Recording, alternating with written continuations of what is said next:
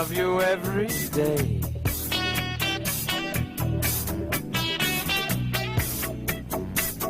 Love you every night.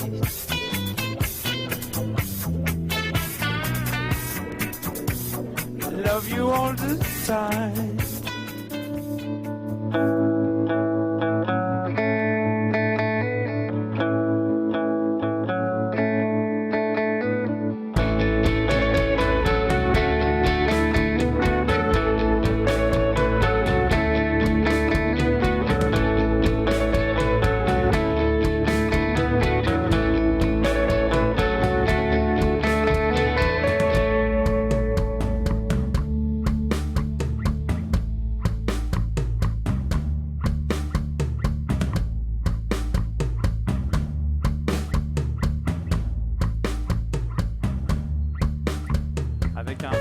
Déchaîné magnifique, vous êtes dans le Pampuri Show numéro 2 édition 2015, toujours en compagnie de la charmante et talentueuse Ève Dufaux.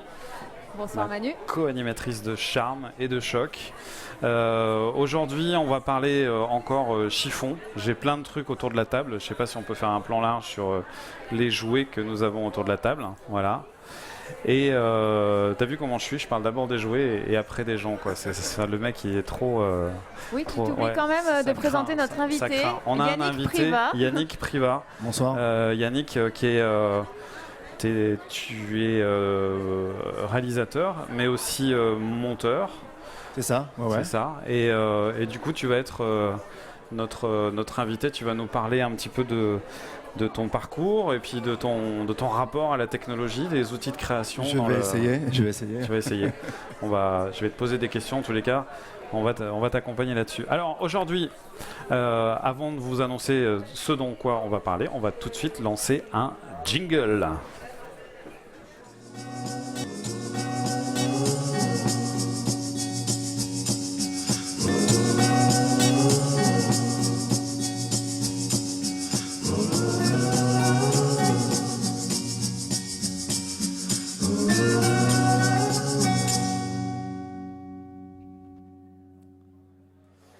C'est reparti, c'était donc le jingle. Les trucs dont on va parler, les outils dont on va parler, et après on parlera de ton métier et de tout ce que tu fais. On va vous présenter aujourd'hui plusieurs choses. On a commencé hier à parler des objectifs, et donc j'ai amené, on a eu la chance d'avoir cette nouvelle marque d'optique qui s'appelle Xin, qui arrive de Corée. Qui lance une petite série d'objectifs vraiment dédiés cinéma.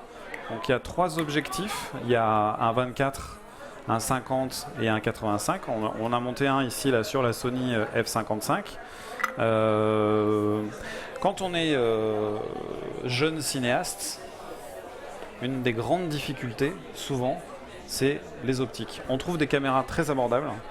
On peut tourner avec un 5D, on peut tourner avec un GH4, un GH3, un GH2, avec une Sony Alpha 7S, avec n'importe quelle caméra, même avec son iPhone. Mais dès qu'on veut avoir une image un peu cinéma, c'est important d'avoir des beaux cailloux. Et c'est souvent là où ça devient très compliqué, c'est que les optiques cinéma, ça coûte très très cher. Pour vous donner un ordre d'idée, une optique, les fameuses Zeiss Master Prime, qui sont le Graal, les optiques les plus stars du showbiz, on va dire, ça peut valoir jusqu'à plus de 20 000 euros un objectif. Il y en a même qui vont jusqu'à 40 000 euros. Il y a des zooms chez Angenieux, par exemple, qui valent plus de 40 000 euros.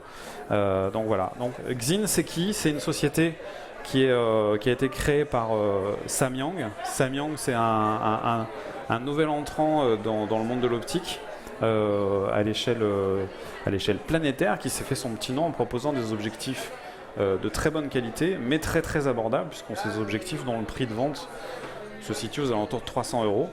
Et là, ils se sont dit, il y a de plus en plus de gens, des jeunes cinéastes qui se sont mis à utiliser ces objectifs pour faire du cinéma, pour faire de la vidéo avec. Donc ils ont commencé par adapter leurs objectifs photo à destination du cinéma et de la vidéo. Ça marche plutôt bien. Et là, quelques années plus tard, ils ont décidé de lancer cette série, donc cette nouvelle marque, c'est vraiment une nouvelle entité qui s'appelle Xine. Pour l'instant, il y a 3 objectifs qui sont disponibles. Donc on a un 24, un 50 et un 85 mm. Qui ont toutes les qualités requises des optiques cinéma. Tu sais ce que c'est que qu'est-ce qui différencie une optique cinéma d'une optique photo, par exemple? Je crois que c'est la bague de poing. Enfin, je dirais la bague de poing. Instinctivement, je te demanderais à combien ils ouvrent aussi.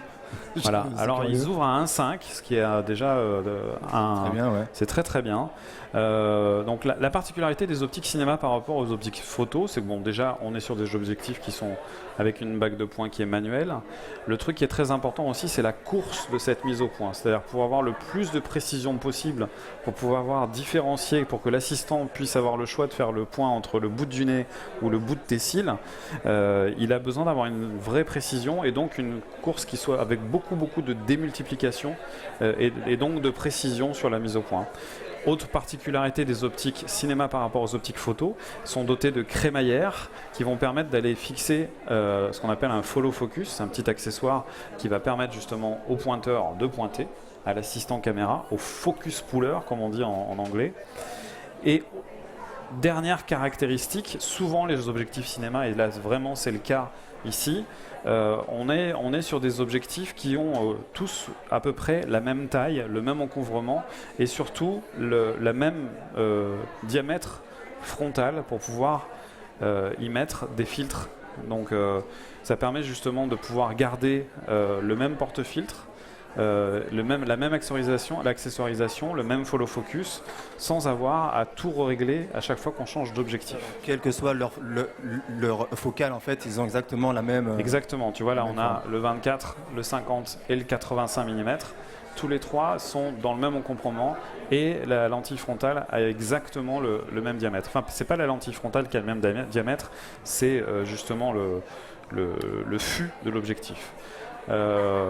C'est bien entendu c'est du costaud, c'est du sérieux, on est vraiment sur la mécanique de précision, voilà. Et le gros avantage, ce pourquoi j'avais envie d'en parler aussi, c'est que c'est des objectifs qui valent pas très cher. Alors pas très cher, je mets des guillemets, ça vaut quand même ça vaut 1900 € TTC, 1990 € TTC par objectif.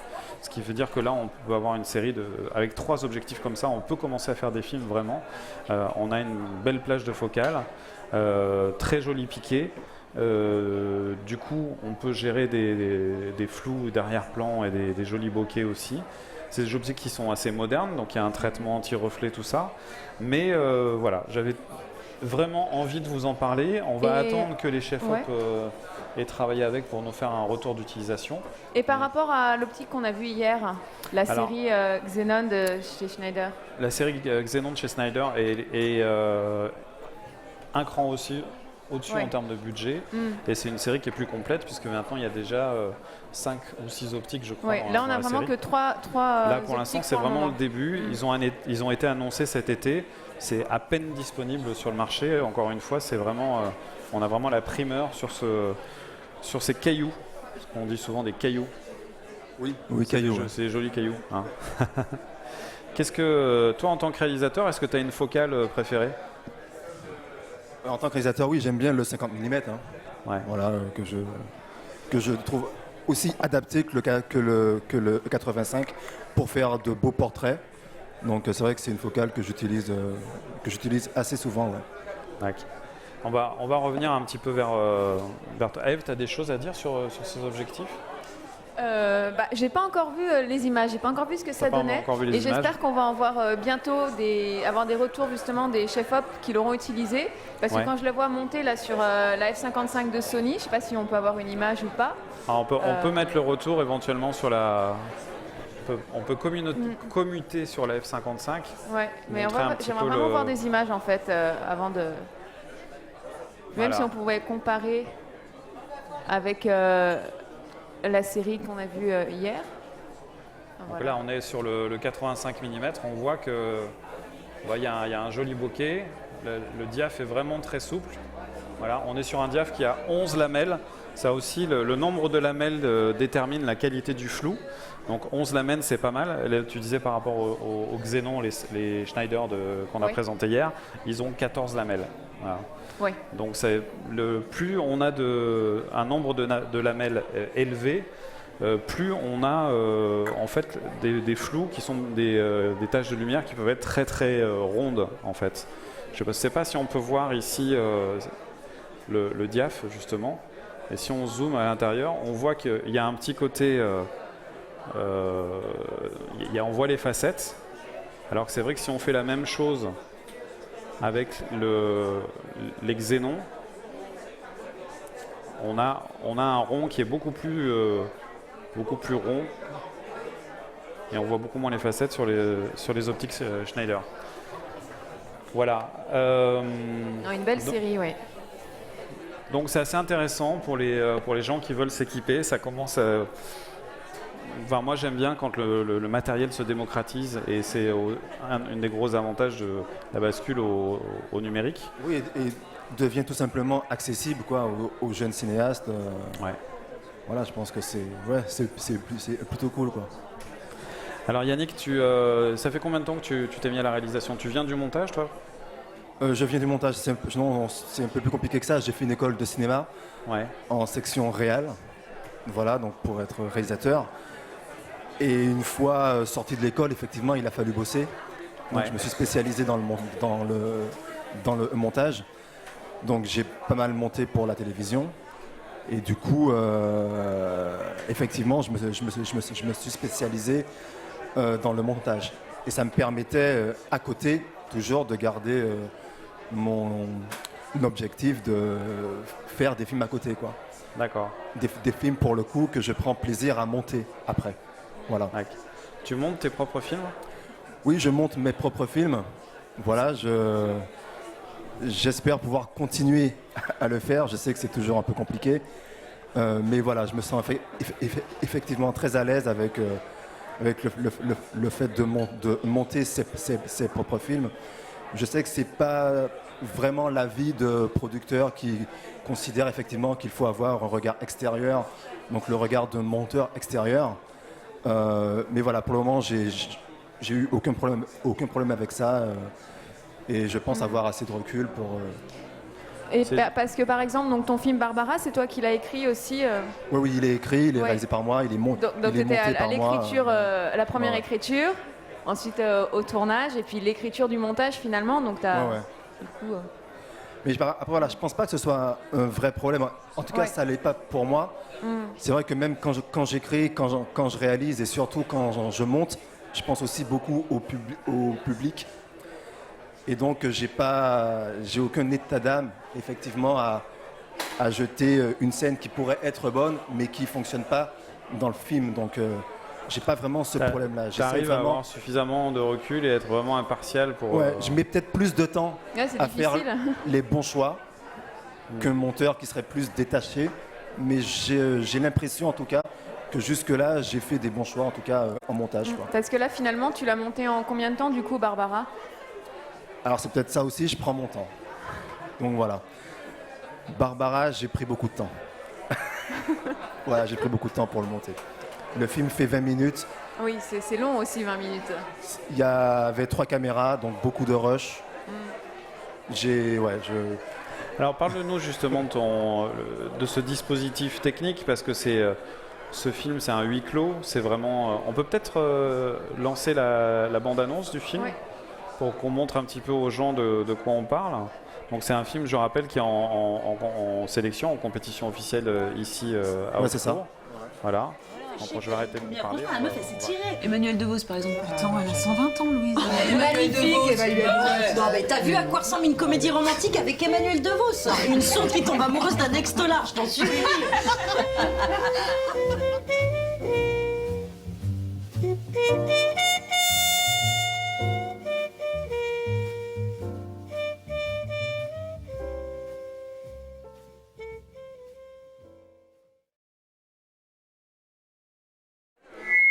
Ah, Larsen Lupin, mon ami.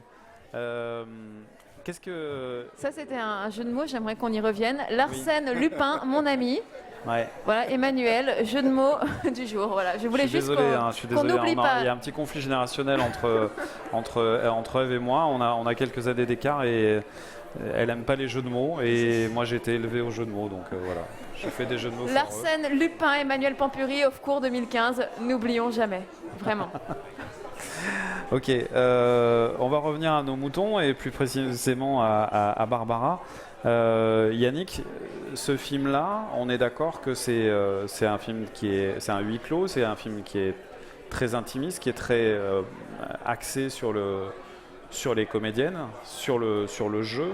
Et tu dis que quand on a discuté, quand je t'ai proposé de venir dans l'émission, tu m'as dit ouais, moi la technique c'est pas trop mon truc. Et oui, c'est quand même un film qui est aussi basé sur un dispositif technique. La technique c'est pas trop mon truc. Enfin c'est pas. Ouais, j'étais un peu dit ça, mais c'est vrai que je m'y intéresse quand même quelque peu. Disons que ça l'était il y a quelques années quand j'ai voulu faire ce métier, effectivement, et à force de faire des films, finalement, je pense que je l'utilise effectivement plus. En tout cas, c'est vraiment un moyen pour moi de raconter les histoires et je l'utilise vraiment maintenant pour ça plus précisément. J'ai effectivement les bases qu'il faut avoir pour discuter avec mon chef-op et même d'autres membres de l'équipe, mais c'est vrai que essentiellement, voilà, ça me permet vraiment de raconter les histoires que je veux. Après, je me souviens plus quelle était ta question pour le coup. En fait, c'est quand même un film qui tourne à 3 caméras. Ouais. Ça, c'est aussi assez audacieux. C'est une caméra, c'est le standard. 2, ça peut arriver. 3, c'est... Voilà, donc tu parlais de la technique qui devait se rendre aussi accessible aux jeunes réals. Ouais. Pour le coup, j'ai pas pu avoir 3 RAID ou 3 F55 comme on peut avoir ici. Enfin, en tout cas, il y en a une ici. Donc effectivement, j'ai opté pour 3 5D.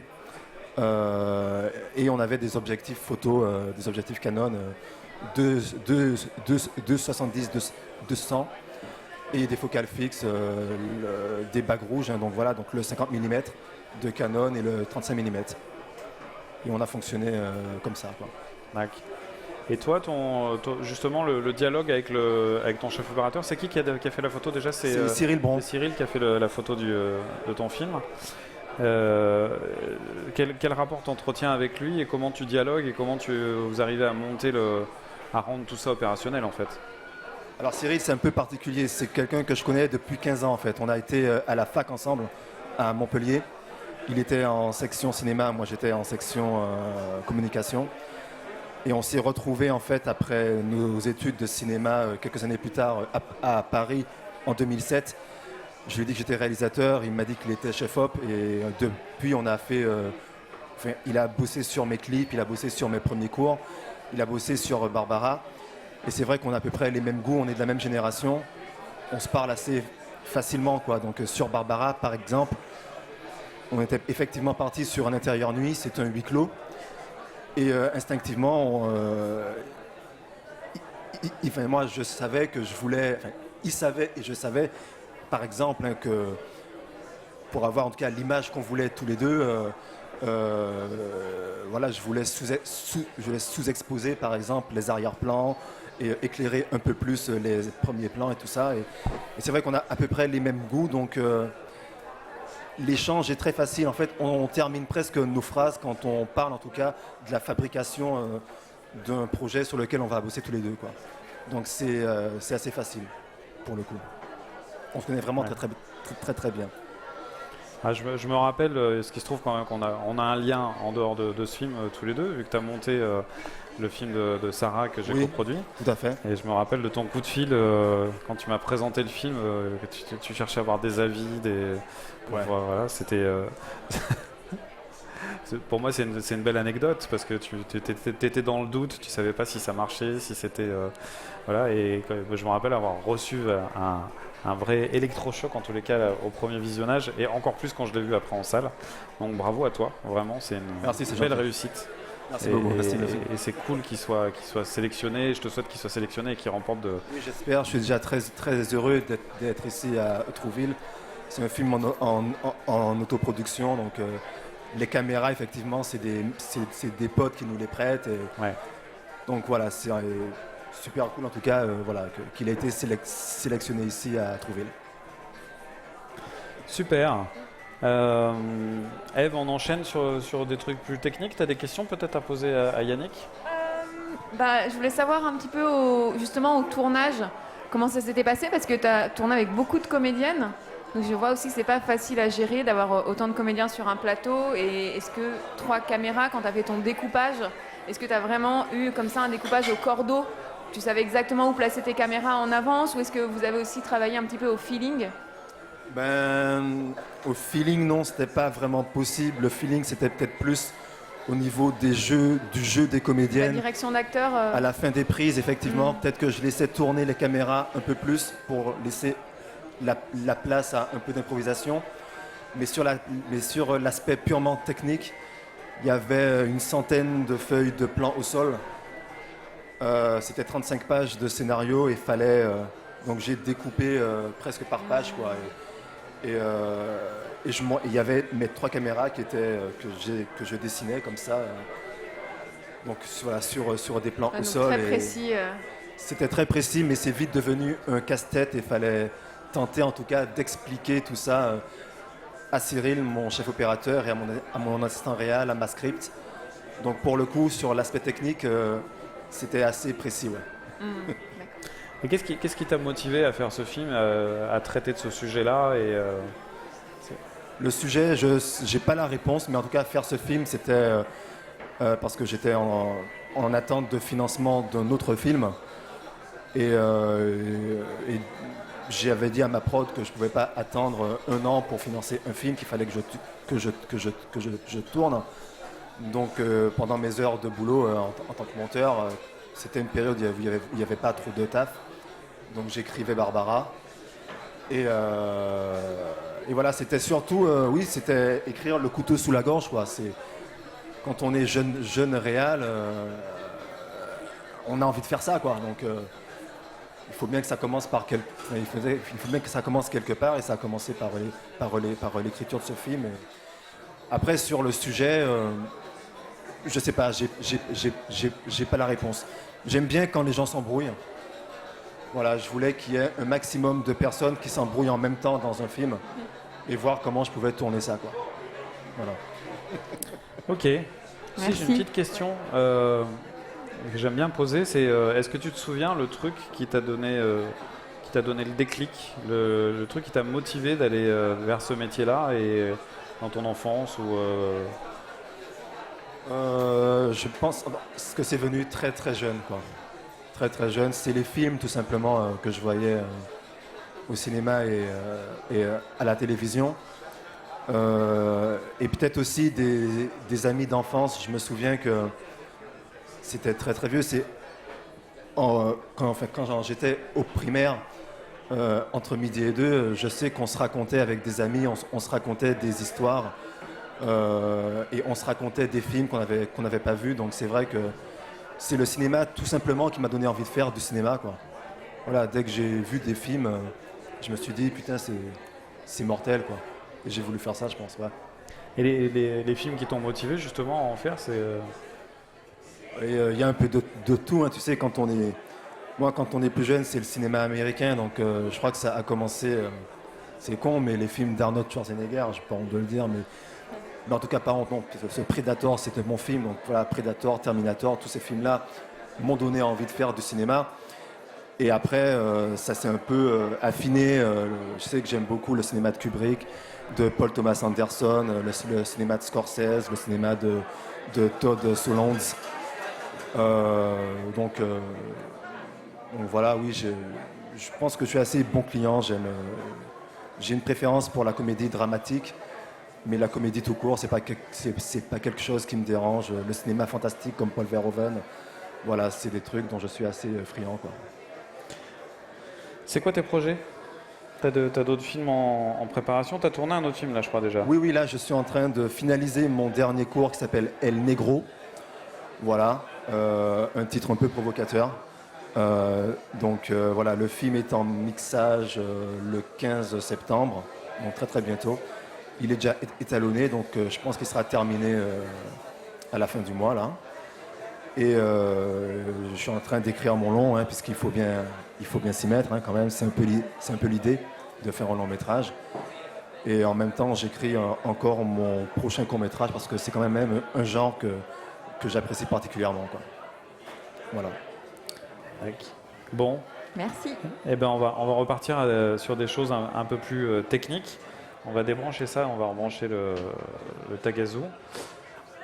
On va vous parler de cette chose-là. Est-ce que tu sais ce que c'est que cette chose-là, Yannick?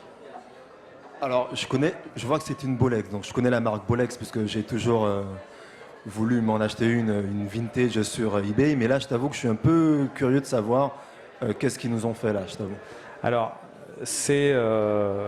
donc Eve et moi, on a pas mal joué, on a déjà parlé un petit peu de ces outils. Je dis ces outils parce que on a ici 2 caméras. Ça existe en 2 versions. 2 versions, ouais. Digital Bolex, c'est pas Bolex, c'est pas la société suisse historique qu'on connaît. D'accord. C'est une bande de jeunes frappadingues californiens qui ont décidé de faire un outil dédié aux cinéastes dans l'esprit de la Bolex Super 16 qui te faisait rêver, transposé en numérique. C'est un outil qui est totalement en rupture technologique avec ce qui se fait, avec ce qu'on a sur la table par exemple, avec les 5D, avec tout ça. Et ils sont partis du postulat de départ de se dire qu'on n'a pas forcément besoin d'avoir un capteur Super 35 ou encore plus, capteur 24-36, 10 full frame, pour faire de la belle image et pour faire du cinéma. Donc c'est un petit capteur, c'est un capteur Super 16, qui est, la caméra peut être livrée comme ici en monture C. La monture C, c'est une monture à vis, c'est la même que sur la fameuse Bolex dont on parlait tout à l'heure. Mais elle peut être aussi livrée en monture PL et en monture micro 4 tiers. Oui. Voilà. Alors Eve a eu la chance de travailler avec, de faire un clip que j'ai produit. Qu'est-ce que tu peux nous dire sur cette petite caméra, cette petite chose? J'ai travaillé avec Fiona Braillon, qui était ma chef-op sur ce clip de Lead Wing, Back and Forth, c'est le titre du morceau. Donc on a vraiment été agréablement surprise par cette caméra. Parce que oui, en effet, quand on voit la caméra, on se dit Bolex, c'est comme les anciennes Bolex, on est hyper attiré par elle. Mais après, quand on l'utilise, est-ce que c'est aussi bien que ce que l'on s'imagine? Alors on va peut-être faire un petit descriptif si tu veux bien. Oui. Voilà. Donc si on fait un gros plan sur la caméra, on a un petit écran sur le dessus de la caméra.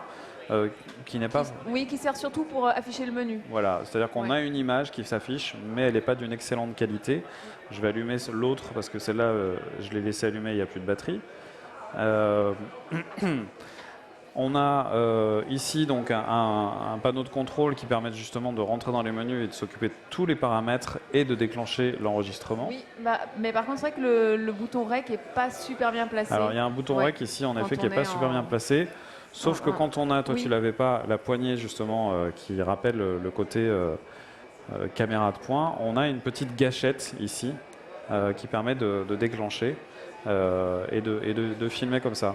Sur l'autre côté de la caméra, on a une connectique traditionnelle XLR pour le son, entrée-sortie XLR 4 broches pour alimenter la caméra et réalimenter d'autres accessoires, une sortie HDMI, une griffe ici porte accessoires, petite entrée, sortie casque et télécommande. Et sur l'autre face, on a 2 petits boutons qui sont entièrement paramétrables, qui n'ont rien à voir avec les fonctionnalités de la caméra Super 16 originale. Mais c'est un peu gadget, mais on peut les paramétrer comme on veut en fait. Et les petits potards pour le son. Voilà. Ouais. Et Bolex se sont associés avec un monsieur qui s'appelle Kitsch. Kitsch, qui est un opticien basé à Los Angeles, qui a dessiné des optiques spécialement pour cette caméra. Donc là, ici, j'ai un 10 mm, il y a aussi un 38 mm et un 24, je crois, je ne sais plus. Et ils ont aussi, toujours dans l'idée d'être un petit peu en rupture avec l'uniformité bien pensante, c'est pour ça que j'aime bien, c'est des rebelles. Ils ont décidé que ces objectifs auraient un diaph fixe. Ils ouvrent à f4 parce qu'ils sont faits pour être très bons à f4 et ils ont dit que s'ils mettaient un diaph variable, la qualité serait moins bonne. Donc c'est vrai que là tu la présentes avec donc la poignée, donc c'est assez sympa à utiliser, mais là quand je l'ai utilisé sur le clip, on l'avait équipé. Et je trouve que c'est ça qui est intéressant, c'est qu'une fois équipé, donc avec son œilleton, avec un écran, on est quand même sur une caméra assez légère, de très bonne qualité. À part, voilà, peut-être il manque une sortie BNC, le bouton REC qui n'est pas très bien placé. On a pour un prix qui est assez abordable une super belle image, quoi. Une texture. Elle se destine selon toi à quel type de réalisateur ou quel type de... à des gars qui sont peut-être plus vidéastes ou c'est vraiment pas de la vidéo, hein. C'est une caméra qui s'assume cinéma numérique. Pour information, elle ne fait que du RAW. Donc c'est des poids de fichiers qui sont assez lourds. Et il y a une très très belle dynamique, il y a une très très belle colorimétrie. Quand je dis que c'est un outil qui est en rupture, ils ont été assez loin puisque la technologie du capteur qui est utilisée est vraiment complètement différente à la tendance du moment. C'est un capteur CCD, donc c'est une technologie qu'on voit plus trop dans les caméras aujourd'hui, qui est fabriquée par Kodak, qui n'est pas forcément très sensible, mais par contre il a deux particularités essentielles, c'est-à-dire il a une très belle dynamique et il a une colorimétrie qui est vraiment super, notamment sur les tons, les carnations, les tons de chair et sur la capture du mouvement. Tu sais que sur le 5D notamment et sur pas mal de caméras récentes, on a une saloperie de trucs qui s'appelle le rolling shutter, qui fait que dès qu'on bouge un peu la caméra, on a l'impression que l'image elle est en chewing-gum, tu vois, elle est toute molle. Ou oblique. Ou alors quand on fait des panoramiques rapides, on a toutes les verticales qui deviennent des diagonales, et c'est en train de marquer aussi l'image de la production cinématographique de notre époque. C'est lié à une aberration de la technologie CMOS qui fait la capture de l'image par balayage vertical progressif et non pas, qui capture pas tous les pixels de façon instantanée. Donc cette caméra-là, et avec cette technologie Kodak CCD, capture l'intégralité des pixels du capteur au même moment. Il n'y a pas d'effet de balayage, donc il n'y a pas de rolling shutter. Ça change complètement la donne, ça change la perception et l'enregistrement du mouvement. Voilà.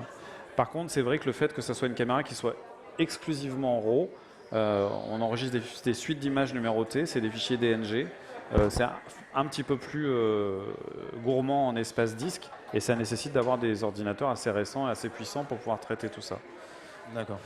Oui, et c'est ça où moi je me pose quand même la question par rapport au fait que donc c'est un capteur qui n'est pas très sensible et en même temps les fichiers sont très lourds. Donc par rapport au public visé, sachant que moi, c'est vrai que pour l'utilisation, j'utiliserais vraiment en étant équipé et pas avec la poignée. Voilà, moi, je me pose vraiment une question par rapport à la cible. Tu vois, sachant que ça se vend comme une caméra avec la poignée, tout ça. Il y a des très beaux sacs aussi. Ils nous ont montré les sacs, les constructeurs. Il y a en un côté cuir très magnifique, un côté hyper vintage avec des sacs à dos en cuir. C'est un côté un peu fashion, hipster, avec tu vois, des accessoires hipster, en cuir. Lâchons le mot, c'est vrai. Qui est très à la mode en ce moment. Mais enfin voilà, moi je trouve que c'est une image très particulière. Le rendu sur les peaux est super chaud. On va regarder le clip que Eve a réalisé. Donc l'artiste s'appelle Lidwin. On va peut-être mettre en plein écran, on va basculer sur le... Donc tu as tourné en 4/3, histoire de faire ta rebelle toi aussi. Bah ouais, grave. Il y a du son.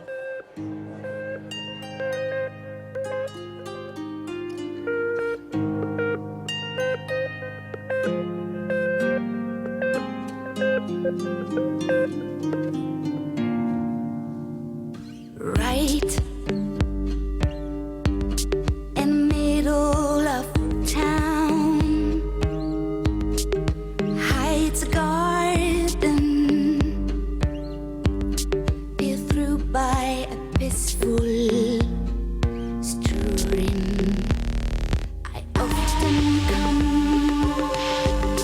and see it down by the water, resting. I breathe in the stillness, enjoy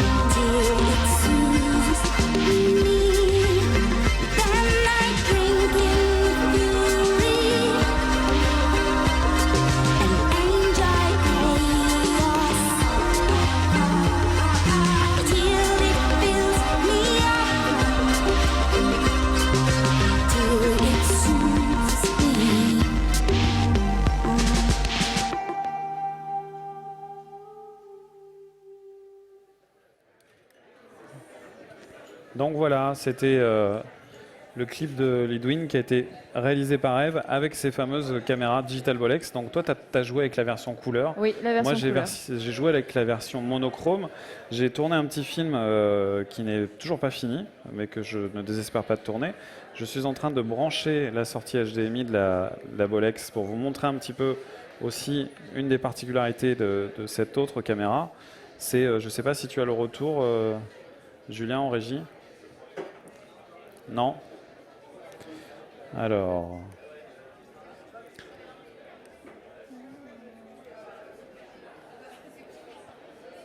Tu n'as pas de retour? Bon.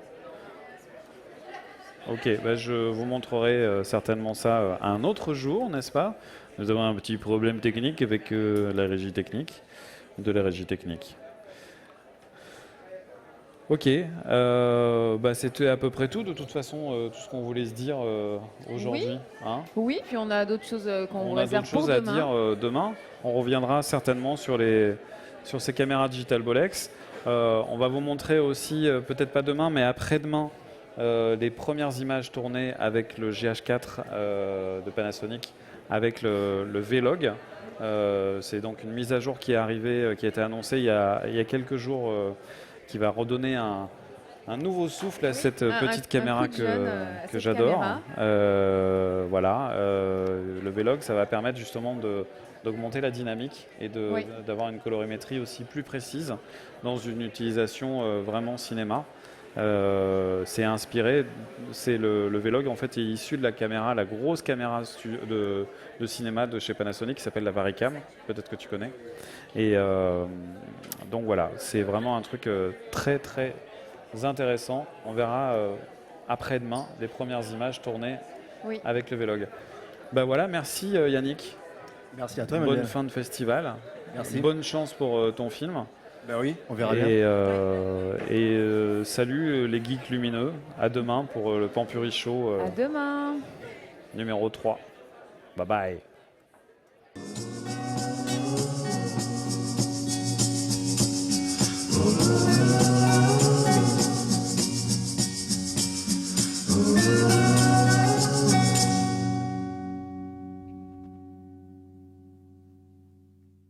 De toute façon, on se ressemble toutes aujourd'hui.